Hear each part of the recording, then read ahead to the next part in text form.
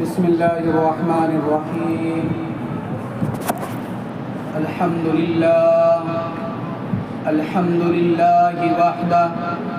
والصلاة والسلام على من لا نبي بعده.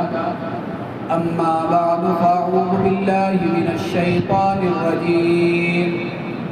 بسم الله الرحمن الرحيم. رضي الله عنهم ورضوا عنه. أولئك حزب الله. ألا إن حزب الله هم المفلحون. وقال النبي صلى الله عليه وسلم: لكل نبي رفيق، ورفيقي في الجنة عثمان، أو كما قال عليه الصلاة والسلام. میرے محترم بزرگوں، نوجوان و عزیز ساتھیوں، آج ذوالحجہ کی 21 تاریخ ہے۔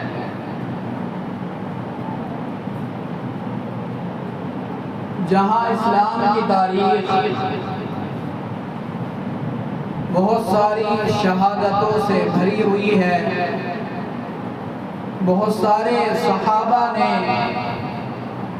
اپنی جان کا نذرانہ پیش کر اسلام کی تاریخ کو سیراب کیا، اور ہر ایک کی شہادت بہت ہی عظیم اور بہت ہی بڑی ہے۔ لیکن خاص طور سے سید الشہداء حضرت امیر حمزہ رضی اللہ عنہ اور مظلوم مدینہ حضرت عثمان غنی رضی اللہ عنہ کی شہادت کو جو مقام اور مرتبہ حاصل ہے، وہ کسی اور کو حاصل نہیں ہے۔ ذوالحجہ کے مہینے کے اندر حضرت عثمان غنی رضی اللہ عنہ جو اسلام کے تیسرے خلیفہ ہیں، آپ کو مظلومانہ طور پر شہید کر دیا گیا، اور 18 ذوالحجہ بروز جمعہ آپ کی شہادت ہوئی۔ میں نے مناسب سمجھا کہ ہم لوگ اپنی تاریخ کو یاد رکھیں اور کچھ باتیں حضرت عثمان غنی رضی اللہ عنہ کی شہادت کے متعلق آپ لوگوں کے سامنے عرض کر دوں، کیونکہ کچھ دنوں کے بعد محرم الحرام کا مہینہ شروع ہو جائے گا، اور ہم نے بہت مرتبہ حضرت حسین ابن علی رضی اللہ عنہ کی شہادت کے بارے میں بیانات سنے، تقریریں سنی، لیکن حضرت عثمان غنی رضی اللہ عنہ کی شہادت کس طرح ہوئی، اس کی ہمیں مسلمان ہونے کے ناطے، اسلامی پریوار میں ہونے کے ناطے معلومات اور جانکاری ہونی چاہیے، لیکن ہم میں سے اکثر غافل ہیں۔ حضرت عثمان غنی رضی اللہ عنہ حضرت عمر فاروق رضی اللہ عنہ کی شہادت کے بعد خلیفہ منتخب ہوئے، اور کچھ لوگوں نے بغاوت شروع کر دی۔ انہوں نے مدینے میں آ کر کے پڑاؤ ڈال لیا، اور سب سے پہلا کام جو انہوں نے کیا، جب حضرت عثمان غنی رضی اللہ عنہ خطبہ دینے کے لیے کھڑے ہوئے تو آپ کو خطبہ دینے سے روک دیا گیا، اور شور شرابہ شروع کر دیا، یہاں تک کہ جب کچھ صحابہ کرام کھڑے ہوئے اور آپ کی حمایت اور طرفداری کی، حضرت عثمان غنی رضی اللہ عنہ نے کہا کہ اے لوگو مجھے معلوم ہے کہ آپ صلی اللہ علیہ وسلم نے تمہیں ملعون کہا ہے، تم اپنی برائیوں سے اپنی نیکیوں کو مٹاؤ۔ اللہ تو نیکیوں کے ذریعے برائیوں کو مٹاتا ہے۔ حضرت زید بن ثابت رضی اللہ عنہ کھڑے ہوئے اور فرمایا اے خلیفۃ المسلمین، میں آپ کی اس بات کی گواہی دیتا ہوں کہ حضرت نبی اکرم صلی اللہ علیہ وسلم نے ان لوگوں کو ملعون کہا۔ حضرت زید بن مسلمہ فرماتے ہیں کہ اے خلیفۃ المسلمین، آپ بالکل برحق ہیں، آپ نے سچ کہا، لیکن وہ باقی وہ سبائی جنہوں نے مسجد کا کونا کونا گھیر لیا تھا، صحابہ کرام کے پہلوؤں کو پکڑتے، آپ کے تنوں کو پکڑتے اور نیچے بچھا دیتے، اور شور و شغب ہونے لگا، اور اسی دوران پتھروں کی بارش کر دی۔ تمام صحابہ کرام کو مسجد نبوی سے باہر نکال دیا گیا، اور حضرت عثمان غنی رضی اللہ عنہ پر اتنے پتھر برسائے گئے کہ آپ شدید زخمی ہو گئے۔ غشی کے عالم میں، بے ہوشی کے عالم میں آپ منبر پر اور محراب کے اندر گر پڑے۔ آپ پر جب بے ہوشی طاری ہوئی، آپ کو قصر خلافت میں پہنچایا گیا، جہاں پر آپ خلافت کے امور انجام دیتے تھے۔ اس کے بعد حضرت مغیرہ بن شعبہ رضی اللہ عنہ آتے ہیں اور کہتے ہیں اے امیر المؤمنین، آپ کے پاس قوت ہے، آپ کے ساتھ لوگ ہیں اور آپ حق پر ہیں، آپ تین کاموں میں سے ایک کام کر لیں، یا تو آپ مدینے سے نکلیں، اس خلافت کے محل سے باہر آئیں اور ان لوگوں سے مقابلہ کریں، آپ ہمیں قتل کی اجازت دیں، آپ ہمیں جہاد کی اجازت دیں، ہم ان کے سروں کو زمین میں نہ ملا دیں تو واللہ وہ خدا بہتر جانتا ہے، یا پھر آپ دوسرا کام یہ کر لیں کہ آپ یہاں سے ہجرت کر کے واپس مکہ معظمہ چلے جائیں اور وہاں پر یہ آپ کے قتل کو جائز نہ سمجھیں گے، یا پھر آپ یہاں سے ہجرت کر کے ملک شام تشریف لے جائیں، وہاں پر حضرت امیر معاویہ ہیں، وہ آپ کی مدد کریں گے، آپ کی اعانت کریں گے۔ لیکن میرے عزیزو، حضرت عثمان غنی رضی اللہ عنہ نے فرمایا اے مغیرہ، میں جہاد کی اجازت اس مبارک شہر میں نہیں دے سکتا، میں نہیں چاہتا کہ محمد رسول اللہ کا یہ پیارا شہر کے خون سے آلود ہو، یہاں پر خون کی ندیاں بہیں، اور میں اس پیارے شہر کو چھوڑ کر مکہ معظمہ نہیں جا سکتا، کیونکہ میں نے اپنے پیغمبر سے سنا تھا کہ ایک قریشی مظلوم، ایک باغی مکہ معظمہ میں آ کر کے قتل و قتال کرے گا اور اس پر اللہ کا آدھا عذاب آئے گا۔ میں نہیں چاہتا کہ میں وہاں پر چلا جاؤں اور کوئی میرا قتل کر دے اور وہ اللہ کے آدھے عذاب میں ملوث ہو جائے، اور میں اس پیارے شہر کو چھوڑ کر ملک شام بھی نہیں جا سکتا، کیونکہ میں نے اپنے پیغمبر سے سنا ہے کہ جو شخص مدینے میں مرنے کی کوشش کرے اور اس کی مدینے میں انتقال ہو جائے، اس کا انتقال ہو جائے تو میں اپنے رب سے اس کی شفاعت کروں گا۔ میں اس شہر کو چھوڑ کر کے کیسے جا سکتا ہوں؟ او مظلومو، ظالمو، تم نے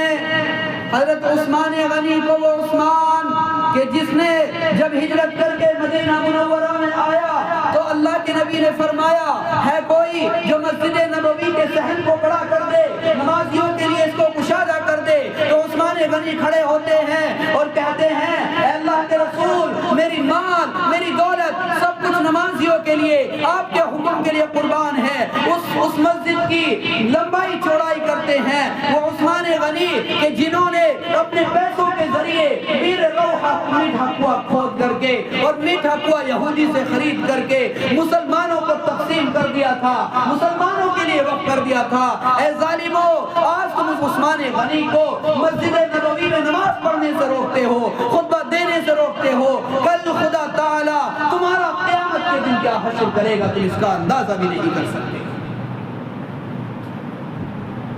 باغیوں نے اعلان کیا کہ آج کے بعد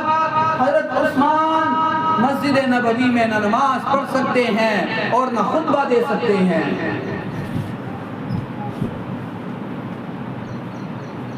پھر اعلان ہوا کہ آپ کا کھانا بند کر دیا جائے،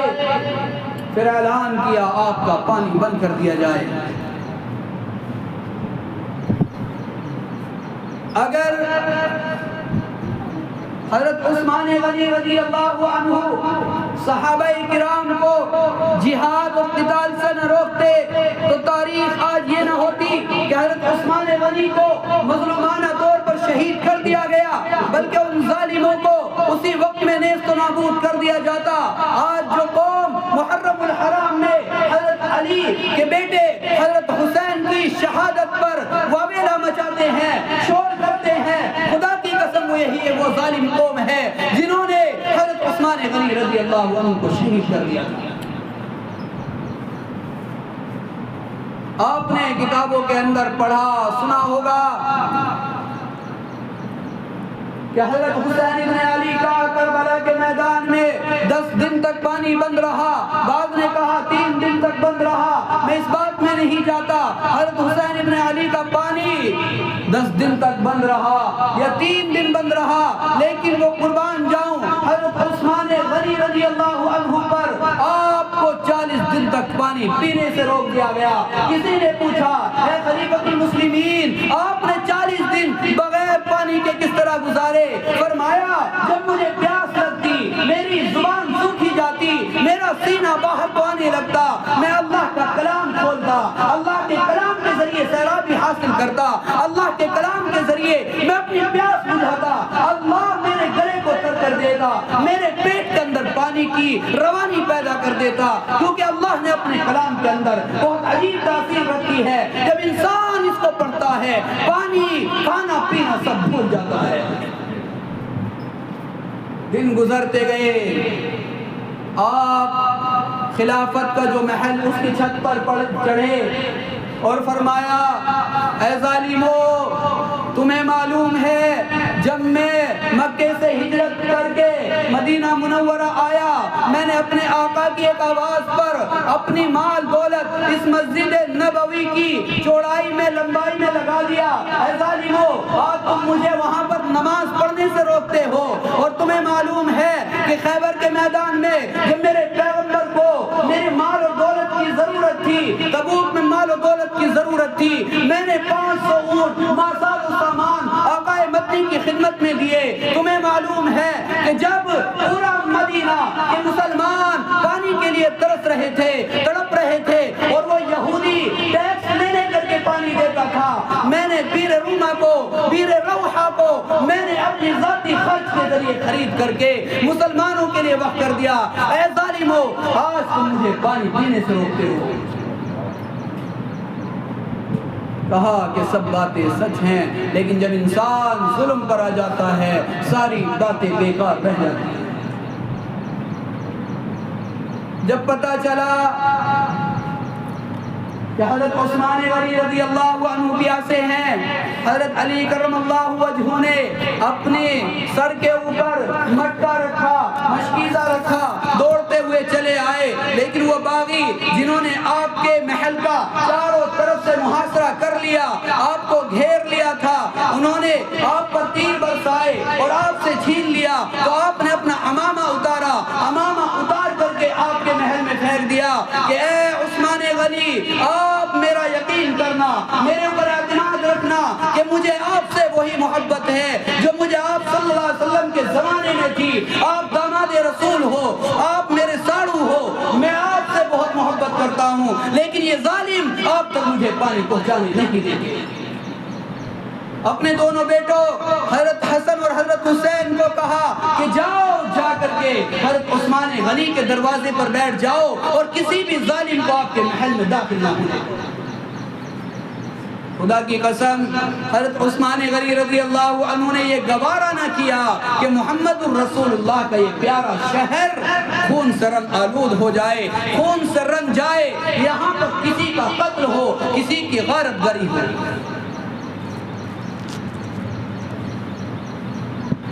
آخر وہ وقت آیا، آپ کا بالکل آخری وقت ہے، اور فرمایا کہ لوگوں تمہیں یہ بھی معلوم ہے ایک مرتبہ میں حضرت ابو بکر صدیق اور محمد الرسول اللہ ایک پہاڑ پر موجود تھے، تو وہ پہاڑ ہلنے لگا، تو آقا مدنی نے فرمایا اے پہاڑ ٹھہر جا، رک جا، کیونکہ تیرے اوپر ایک پیغمبر، ایک صدیق اور ایک شہید موجود ہے، یقیناً مجھے اپنی شہادت کا پورا یقین ہے۔ اے لوگوں تم ان سب کے باوجود میرے اوپر ظلم کرنے پر تلے ہوئے ہو۔ اپنی بیوی سے فرمایا کہ آج میں نے خواب میں محمد الرسول اللہ کو دیکھا، وہ کہہ رہے ہیں، میں نے صدیق اکبر کو دیکھا، وہ کہہ رہے ہیں عثمان جلدی کر، تو روزے سے ہے، ہم تیرے افطار کا انتظام کر رہے ہیں، تیرے افطار کا انتظار کر رہے ہیں، تو جلدی آ جا اور جلدی آ کر کے ہم ساتھ میں افطار کریں گے۔ میرا وہ پائجامہ نکال جو میں نے آج تک نہیں پہنا، لا میرے کپڑے نکال، کپڑے پہنے، آپ بیٹھ گئے اور فرمایا کہ باغیوں کے لیے دروازے کھول دیے جائیں۔ آپ نے قرآن کریم لیا، جب باغی آ کر کے آپ پر ٹوٹ پڑے، ایک نے آپ کے سر پر آ کر کے نیزہ مارا، آپ کے منہ پر آ کر کے ایک نے نیزہ مارا، آپ کے منہ سے خون کا پھوارا چھٹا، فوراً قرآن کریم پر گرا، وہ قرآن کریم کی آیت فَسَيَكْفِيكَهُمُ اللَّهُ وَهُوَ السَّمِيعُ الْعَلِيمُ، اللہ اس آیت کے ذریعے پیغام دے رہا تھا، اے عثمان تیرے لیے اللہ کافی ہو گیا۔ فرمایا بسم اللہ توکلت علی اللہ لا حول ولا قوت الا باللہ۔ یہ ظالم کسی کے جب انسان ظلم کرنے پر آتا ہے کسی کا سگا نہیں ہوتا۔ حضرت عثمان غنی رضی اللہ عنہ آپ صلی اللہ علیہ وسلم کی دو بیٹیوں کے شوہر ہیں، بہت سارے مال و دولت اپنے پاس سے خرچ کر کے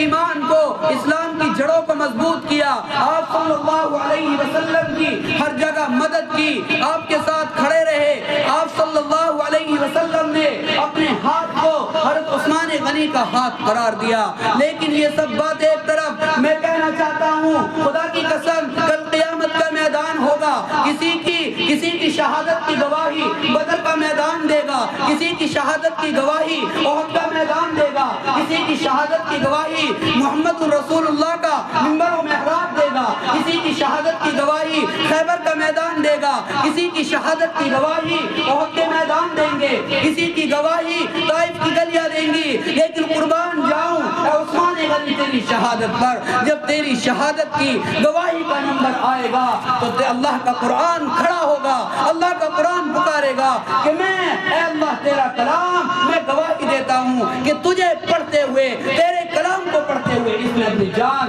تیرے جان میں تیرے سپرد کر دی اور اس نے شہادت کو قبول کیا ہے۔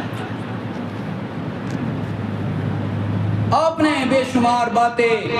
حضرت حسین ابن علی رضی اللہ عنہ کی شہادت کے متعلق سنی، لیکن وہ ظالم لوگ جو آج بھی دنیا کے اندر پھرتے ہیں واویلا کرتے ہوئے، خدا کی قسم یہ لوگ صرف اسی پر بس نہ کیا کہ آپ کو شہید کر دیا، بلکہ آپ کی شہادت کے بعد آپ کی ناش کو بے حرمت کیا گیا، آپ کو دیکھنے کے بہانے آپ کی پسلیوں کو توڑ دیا گیا۔ ایک آیا کہ آپ کی میں ناک کاٹ دوں، آپ کی بیوی حضرت نائلہ رضی اللہ عنہا نے آپ کی تلوار کو پکڑ لیا جس سے آپ کا انگوٹھا کٹ گیا اور اپنے غلام سے فرمایا کہ اس کو جہنم رسید کر دے، اس غلام نے اس کو جہنم رسید کر دیا۔ حضرت علامہ ابن سیرین فرماتے ہیں میں نے ایک شخص کو طواف کرتے ہوئے دیکھا، وہ کہہ رہا تھا اے اللہ تو مجھے معاف کر دے، لیکن مجھے لگتا ہے تو مجھے معاف نہیں کرے گا۔ میں نے اس سے پوچھا کہ کیا بات ہے، تو اس طرح کی باتیں کیوں کرتا ہے؟ فرمایا کہ جب حضرت عثمان غنی کو شہید کر دیا گیا میں نے قسم کھائی تھی کہ میں آپ کے تماشا ماروں گا، آپ کا رہبر ماروں گا۔ جب مجھے موقع ملا میں گیا، میں نے کفن سے آپ کے کفن اٹھایا، آپ کا چہرہ دیکھنے کے بہانے میں نے آپ کے چہرے پر تماچا رسید کر دیا، اسی وقت سے میرا یہ ہاتھ سوکھ گیا۔ اور حضرت علامہ ابن سیرین فرماتے ہیں میں نے وہ ہاتھ اس کا شل ہوتے ہوئے دیکھا، وہ بالکل ختم ہو چکا تھا، اس میں جان نام کی کوئی چیز باقی نہیں تھی۔ کیا دنیا کے اندر اللہ کے نیک بندوں کو ستا کر جن کے بارے میں اللہ کے نبی صلی اللہ علیہ وسلم نے ارشاد فرمایا لِكُلِّ نَبِيٍّ رَفِيقٌ، ہر پیغمبر کا ایک ساتھی ہوتا ہے، وَرَفِيقِي فِي الْجَنَّةِ عثمان، اور میرا رفیق، میرا ہمسر، میرا ساتھی جنت میں عثمان ہوگا۔ کیا اس کو ستا کر کے، کیا اس کو شہید کر کے، کیا اس کی حرمت کو بے انتہا تک ستا کر کے، کیا حرمت کو بے حرمتی کر کے کیا کوئی پا سکتا ہے؟ کیا کوئی کامیابی تک پہنچ سکتا ہے؟ اللہ اس کو دنیا کے اندر بھی ذلیل اور رسوا کرے گا، اور آخرت میں کتنا سخت اللہ ان کو عذاب دے گا اس کا ہم لوگ اور آپ اندازہ بھی نہیں کر سکتے ہیں۔ بالآخر آپ کے جنازے کو تیار کیا گیا، اور آپ کو جب مدینے کی گلیوں میں لے کر چلا گیا تو وہی ظالموں نے آپ پر پھر سنگباری کی، آپ پر پتھر برسائے، آپ کو قبر تک پہنچانا بھی اور آپ کو قبر تک جانا بھی گوارا نہ کیا۔ بالآخر 18 ذی الحجہ خلیفہ سوم حضرت عثمان غنی رضی اللہ عنہ جمعے کے دن روزے کی حالت میں اپنے مالک حقیقی سے جا ملے۔ انا للہ و انا الیہ راجعون۔ اللہ پاک ہم سب کو آپ رضی اللہ عنہ کی سیرت اور آپ کے اخلاق اور آپ کی حیات طیبہ کے مطابق زندگی گزارنے کی توفیق عطا فرمائے۔ میرے بزرگوں، میرا بتانے کا مقصد صرف یہ ہے کہ ہم اپنے بچوں کے اندر صحابہ کرام والا جذبہ پیدا کریں، ان کو تاریخ بتلائیں، ان کو بتلائیں کہ یہ دین، یہ ایمان جو تمام گندگیوں سے پاک ہے، اللہ نے ہمیں محفوظ رکھا، نہ کسی بت کی پوجا کی اجازت دی، نہ کسی جانور کی اجازت دی، نہ گائے گوبر کی اجازت دی۔ خدا کی قسم ہمیں ہر چیز سے محفوظ رکھا۔ یہ ایمان، یہ اسلام ہم تک یوں ہی نہیں پہنچا، صحابہ کرام کا خون اس میں ملا ہوا۔ احد کے پہاڑ گواہی دیں گے، طائف کے پہاڑ گواہی دیں گے، آقا مدنی کے پیروں کے بدن کا خون اس میں ملا ہوا ہے۔ صحابہ کرام کی زندگیاں اس میں قربان ہوئی ہوئی ہیں، صحابیات کی زندگیاں قربان ہوئی ہوئی ہیں۔ جب ہمیں پتہ چلے گا اتنی قربانیاں مل کر کے یہ ہمارے پاس آیا ہے، تب ہمیں قدر ہوگی، ورنہ ہم تھوڑے سے ٹکوں کی خاطر، تھوڑے سے پیسوں کی خاطر، ایک ناجائز محبت کی خاطر، تھوڑی سی مال و دولت کی خاطر اپنے ایمان کو داؤ پر لگا دیں گے، اپنے ایمان کو برباد کر دیں گے۔ خدا کی قسم دنیا کی تمام دولتیں ایک طرف، انسان دنیا کی دولتوں سے محروم ہو جائے لیکن ایمان کو بچا کر کے لے جائے وہ بہت کامیاب شخص ہے، اور دنیا کی ساری دولت مل جائے لیکن ایمان اس کے ہاتھ سے جاتا رہے تو خدا کی قسم وہ شخص خسارے والا ہے، گھاٹے والا ہے، نقصان والا ہے۔ آنکھ مچ گئی اس کی زندگی کی اصل حقیقت اس کے سامنے آ جائے گی۔ اللہ پاک ہم سب کو صحابہ کرام کی زندگی کے مطابق زندگی گزارنے کی توفیق عطا فرمائے۔ وآخر دعوانا الحمدللہ رب العالمین۔